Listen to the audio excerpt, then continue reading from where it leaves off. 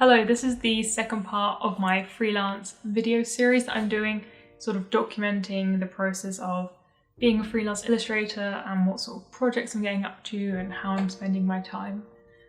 I'm sort of going to dive straight into it this time, so if you want like a more in-depth sort of introduction as to what this is all about, I'll link the first video up here and also in the description as well, so you can sort of understand what it is I'm doing.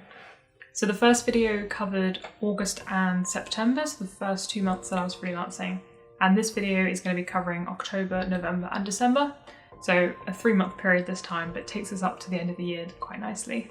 So first things first, I suppose I should mention that I got a part-time job.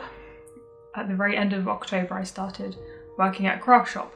I've worked at this shop before, so I sort of just kind of came back to it after uni. I wasn't planning on getting a part-time job straight away. I was going to spend the first year out of uni just freelancing and sort of like finding my feet and figuring out what it is I wanted to do before I looked at getting part-time work, but this job came available again and I really enjoyed working there, so my time is like a lot more spread out now. So whereas before I was able to spend like 40 hours a week doing freelance project work, I'm now sort of stuck like 20-20, so I spend 20 hours or like around about 20 hours at work and then 20 hours getting to work on projects and stuff for myself. So I've had less time, but I've still managed to fit quite a lot of stuff in, so it's been quite a good balance, and I might talk in the future a bit more about what it's like having the part-time job as well. But onwards. So part 1 is all about the client work. Started working on some projects for a dog toy company. We started, I think, emailing each other back in like April, and then nothing happened out of it. And then in October, I actually got my first project from them. And the really nice thing about working with this particular company is that it's going to be ongoing work. So I'm sort of like their go-to illustrator, I guess, at the moment. And I've been working on quite a few different projects with them, which is I'm really fortunate to have, because it means that's sort of at least a couple of projects every month that I get to work on and I'm getting paid for without having to like keep finding new clients. And I'm getting to work on quite like a variety of different projects. So far I've made postcard designs to send out to their clients, greetings cards I'm working on at the moment, as well as some like Valentine's Day posts. I did some animations for their social media. And so like I'm getting to work in both like print and the online social space and like making background templates and stuff. So from October up until now and ongoing, I'm still doing this work with them, which is I'm really enjoying. It's a lot of like colour and dogs and it's very fun. So that's sort of I guess the main job I've been working on. And then also in October, I was asked by a couple of guys if I would illustrate their children's book that they had written. And it ended up being a really nice project. The three of us sort of worked on it together. I sort of was able to give some tips because I'd done some children's books before. And it was sort of an activity book in the end, so it was really enjoyable, and I've put the work up on my website if you want to have a look at it. We're hoping to see if we can get it published at all, which would be really lovely. But it was just to get the work done. It was like a really nice project, so I worked on that from October till I got it done just before Christmas, all the illustrations. So yeah, over these 3 months I was mainly just working sort of backwards and forwards between the dog toy company and the children's book. And then this was also while I was trying to like get used to sort of all my new routines of having like shift work to go and do as well. So it was like a busy 3 months of just like trying to balance everything, but I think going forward I'm going to be able to like do it better, and hopefully I can start looking at getting some more clients as well. I really want to actually send out some emails to art directors and etc. in the future, because I haven't had a chance to do that yet, and I'd like to actually try and get some of my own work for companies that I really want to work for. So next, personal projects. I can't even think, did I do any personal projects? There was one personal project that I've been trying to work on, I think, since October. I've been wanting to design a set of like animal themed party stuff. I wanted to get back into using Blender again and mocking up my illustration work onto 3D objects. So I wanted to design a whole bunch of animal characters with like a party theme, and then I was going to put them on plates and cups and gift bags and like mock up all these like really fun animals. I think I made it a challenge to try and do 1 drawing a day for the project throughout October, so it's sort of like my own Inktober challenge, even though it was like all digital. I don't think I got all 30 done, but I did do quite a few, but then because I was just so busy with stuff, I just haven't done anything more with it. That's definitely been the biggest difference I found from getting the job, is that because the client work always takes priority, it means I just do not have enough time to work on my own things.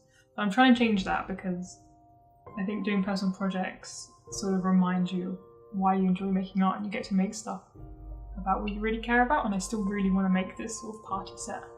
So part 3, all about my shop, and I'm also including the market that I was able to do this time period along with my shop stuff, because they're pretty similar. So I think in October I found out that there was going to be a market at this art centre in my town. Somehow I've never been to this art centre before, even though they run like loads of classes and do loads of activities. I've like lived here my whole life, how have I never found this place before? But anyway, so they were doing a Christmas market for art sellers, and I thought I was going to be too late because it was in November and I'd applied in October, but I managed to get myself a table. I've done markets before at uni, but they were a little less stressful because I was like sharing tables with friends and was on campus, and it was like £5. This one was obviously a lot more expensive, and I sort of had to have more stuff and be a bit more professional about it, and because it was going to be a whole day worth of selling, so I had to get like a lot more stuff prepared. This was also the same time that I was planning for a shop update in October, so it's sort of just like I had a lot to do quite suddenly at the same time, and obviously this was also the lead up to Christmas, so I was trying to get all like my Christmas stock ready, and it was like a Christmas themed market, so I needed to have some sort of Christmassy things to sell. So I designed Christmas cards, and I got new bookmarks and new prints. I got these little, I started making these little mini prints of this animal illustrations that I did, which was a lot of fun. So I made lots of new products, and then for the market itself, I made myself a banner. I wanted something that I could just put at the front of my tables to let people know who I was, and it was difficult to make. It ended up being a lot harder than I was planning. I thought it was going to be really easy. It's like, I'm a good sewer, I can applique on some letters, and then all the letters in my logo are like ridiculously thin, and the sewing was horrific. But the overall banner looked alright, so it wasn't too bad.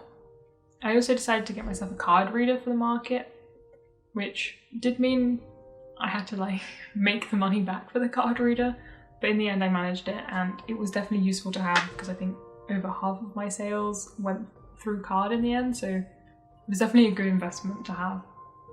And yeah, it was a really good experience, and I got to hang out with my friend all day who helped me out at the table, and it was just really nice to actually meet other creative people in my town. I got to talk to the other stall holders, I got invited to some events, and just kind of got the contact details of like other markets and people who can like help me out in the future for different things. So it was really nice. I never really knew any creative people in my town. It's not known for being particularly creative, so it was nice that there is like this kind of community of people around. So I don't actually think I had any like other things for my 4th section of this little series this time around. I think I just spent a lot of the last 3 months just trying to balance my time and figure out how I'm going to fit everything in to a lot less hours than I was used to back when I was doing the first one. I definitely noticed that time to spend on personal projects like drastically reduced because I was just prioritizing the main work I needed to do.